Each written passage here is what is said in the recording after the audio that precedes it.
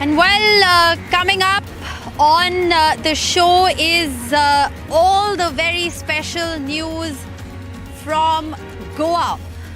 24 hours after the election results, we'll introduce you to the one AAP candidate, the son of a mechanic who beat a 5-time MLA. How did he do it? We'll also introduce you to Alex Reginaldo. 3 parties in one election. How did he do it? And finally, what do the voters of Goa think about the election results?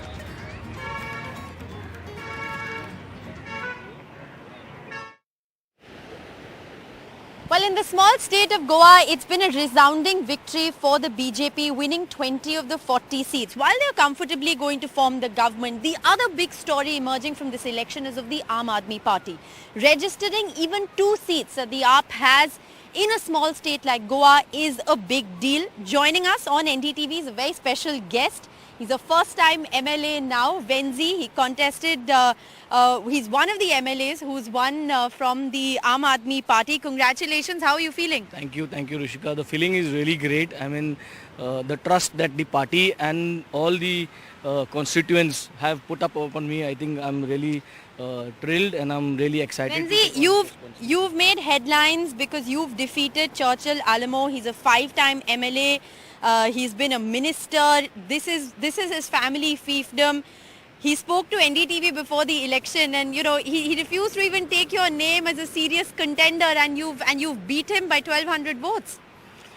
Yes, you see, me coming from a local background, no political backing, no political support, seafarer background. My father used to be a motor mechanic, and we grew up in such a humble, God-fearing manner. And today, I am here to serve the people, and the people have seen and kept their hope and faith on me, and I think that is the only hope and the faith what the people have on me. I am here today. It is not about what we want. It is about what the people want and what the people have seen that has not been done in this constituency. And I'm sure that God willingly, we all are going to change the dynamics of politics, which actually is what the Aam Aadmi here for. And actually, we believe that Aam Aadmi Party is the only hope for this nation. India, being a huge nation, needs political parties like the Aam Aadmi Party who have changed dynamics in Delhi. And now it's going to happen in Punjab. Venzi, I'll ask you this. It's a big deal for the Aam Aadmi Party to have won these 2 seats. It's a small state. Every seat is extremely important.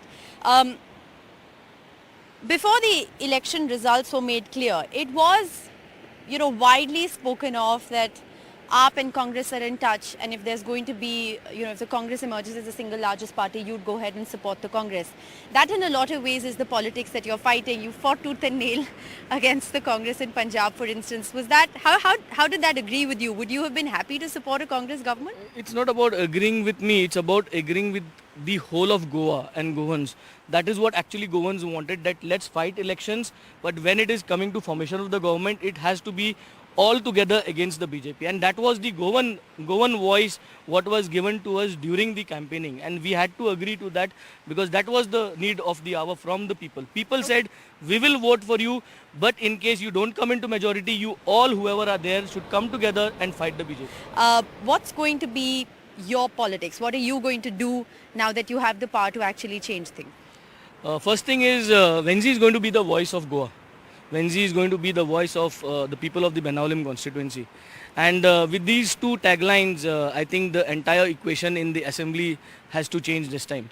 Venzi is going to be instrumental in ensuring and to convince everyone to be for Goa and to be for Goans. And that instrumentation I'm going to start from day one. There were a couple of key points that you talked about earlier, including, making ambulances available. These were things in your manifesto as well. What are some of the immediate things you want to change? There are a few private member bills that are planned in my manifesto to be introduced in the first assembly session. One of them is a mandatory ambulance access to all Goan houses. So that's not only for my constituency, a mandatory 3 meters access for an ambulance. No license is required. It's like a blanket approval. You don't have a road for an ambulance, you use this formula and you get this paperwork done and that road is done. Then second thing is, Goa is a beautiful state with coastal belt, and the need of the hour is to hold on to businesses to avoid corruption while doing businesses. And today we see that our Sound Act needs to be retuned. We need to make sure that the old Sound Act, the MP Sound Act, which we are presently using in Goa and which says that music has to be stopped at 10 o'clock, we need to revise that, because business starts at 10 o'clock at night and business continues late night. So we need to put in sufficient measures that the decibels are in place, people don't get disturbed in the surroundings, and the music lasts and businesses continue and more tourism. Well, you have your work cut out for you. Congratulations once again and all the very best. Thank you. Thank you. Thank you, Rishika.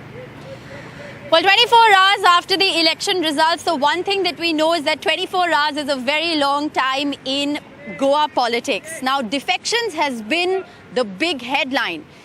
Over 60% of MLAs who were elected in 2017 left the party they were elected from and largely thronged towards the BJP, enabling a BJP-led government here in the state.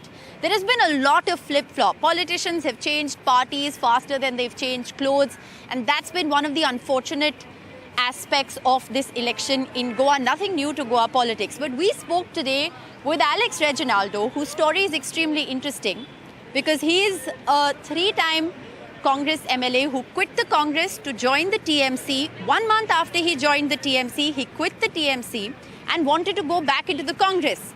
When the Congress didn't accept him because he was a defector, he fought as an independent and has now extended support to the BJP. How does he justify this? Listen in.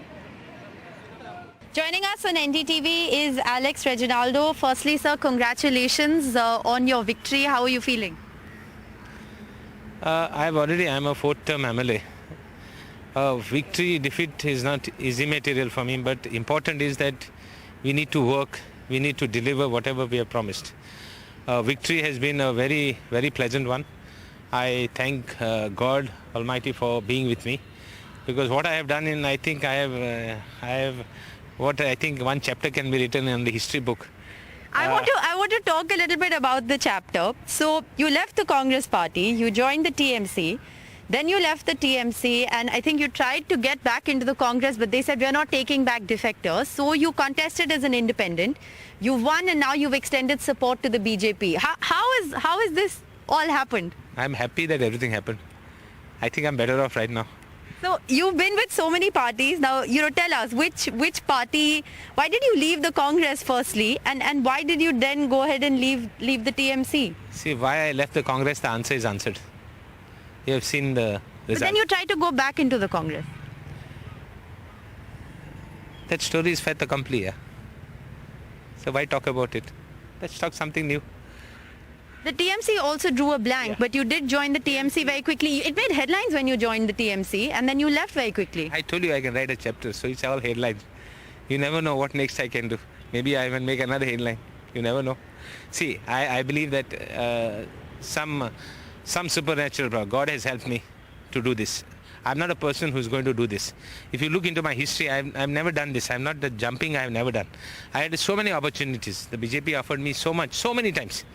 Manor Parrikar, when he went to be the chief minister in 2017, he told me, why, what are you doing? You come, you join us. So I told him, believe me or not, I told him. He's not there today. I've got high respect for him. I told him, see, you have a different ideology, I have a different ideology. After that, things change. You see what happened? There is no direction. When I was in the Congress, I was the working president. There is no direction to the party.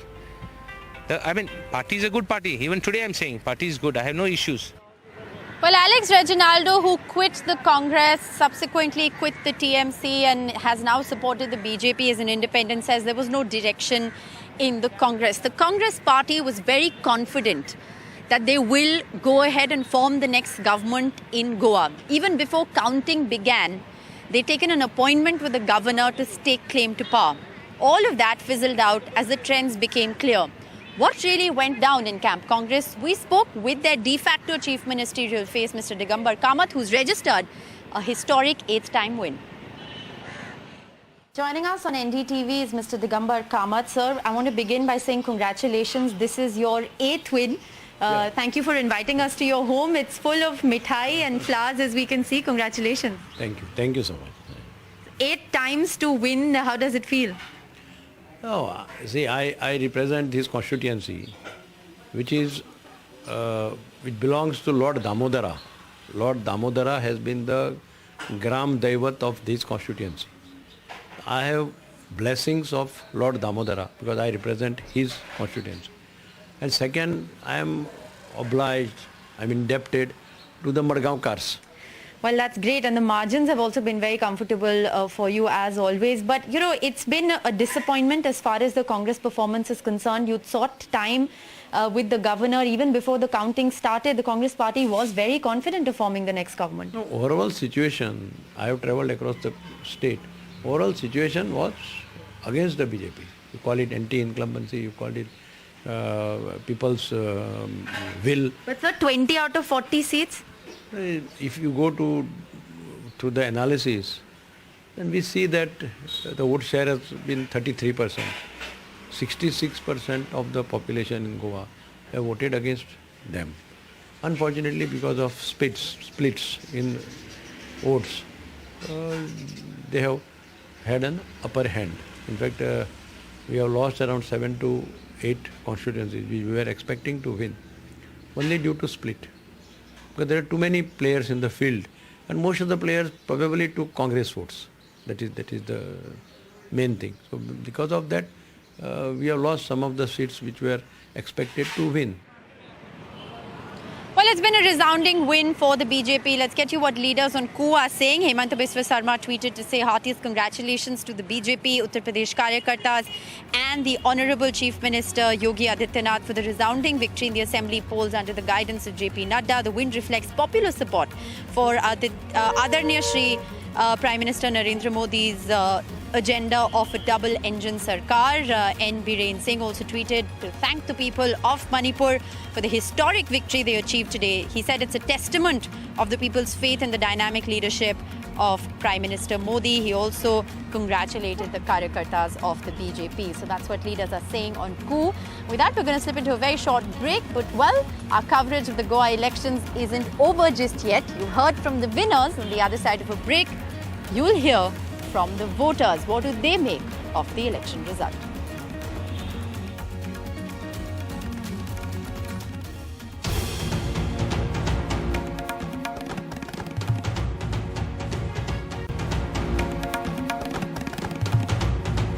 Welcome back. You're watching our election special from Goa. It's been an election in Goa of many firsts. Plagued with defections, 9 defectors this time around have lost the election. Many political heavyweights have actually lost this election. It's been a vote with a vengeance against those who changed political outfits without caring for the voter who put them there in the first place. In a small state like Goa with just 40 seats, there have been 19 first-time MLAs who've been elected to the assembly. So a very interesting contest that Goa has seen this time around. But what do the people of Goa make of this election result? We spoke with a cross-section of voters at the Ella Cafe in Anjuna just a short while ago. Listen in. We're coming to you from Cafe Ella here in Anjuna, and I have with me a very interesting set of people. Let's ask them what they thought about this election result and what, most importantly, are their expectations from the new government in Goa. Sandeep, I want to come to you first. You run this beautiful cafe. Thanks for having us. What does Ella mean? Ella means earth in Sanskrit, and it also means leaf in Malayalam. So Ella, it's a earth-based concept, so thought Ella would be the right name to keep. Okay, and your coffee is famous. We want to make it famous. Good luck with that. Okay, well, from coffee, let's talk a little bit about politics. Joe is with us. He's a hospitality consultant. What have you made of this election? Goa's voted, and it's a BJP government. It's going to be a BJP government. I was very surprised because I think Goa has voted for a stable government. And keeping in mind all the kind of barrage of things which were thrown at them right in the last 1 month, they have voted intelligently, I think. And I think stability is very, very important. No question of a fractured mandate, so that, you leave the option open for people to jump. So I think going forward, Goa is on the right track. Okay, so you're happy that Goa has voted for a stable government, and it's one government and no sort of khichdi. Rutuja is with us. She's a doctor. You run a practice here, Dr. Rutuja. What have you thought of this election? I agree with Mr. Joe that it's a stable government. I wouldn't call it a new government. It's the old government with a pinch. They have fought really hard, so they know that they have to do better now. So there's slacking that was happening before. So what I would expect is for them to now it's you need to tie the sock up really tight and do better than it was before. And they've been given a second chance actually. So I hope they take this seriously and stop being a little lazier than what they used to be before. And I'm happy. Like, stability is required. There's no chance of jumping here and there. It's just them. And yeah, that is what I want to see. More progress, better infrastructure, roads and all. That is all that we need for smooth functioning of the state and smooth functioning of what we do, getting to our destinations. And rest, the prices, oil prices, all that part will be like something at a later date. But right now they should do the infrastructure well and get better. They were already good. I think they need to get better. That's it.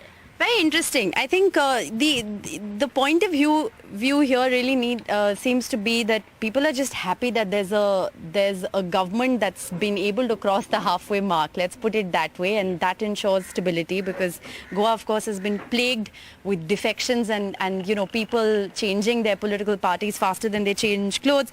Yellow is with us as well. Thanks for being with us. You were talking about something very interesting. Goa has a very different concept of voting. The party doesn't really matter. It's more a good candidate that matters. Yes, that was in our case, in our family. My son, for example, has got voting rights in Povaram, and me and my dad have voting rights in Kandulam. So we ended up voting for different parties. We ended up voting for the candidate that we feel will give our area the best. And I honestly have to say that I'm very happy since the last 3 months already. The infrastructure improvement coming to roads and even garbage and everything has improved tremendously. And I think if they just keep on that work, I think Goa is going to head for a very bright future. What have you made of this election? Parsis typically have, known traditionally to vote for the Congress, but what have you made of this election?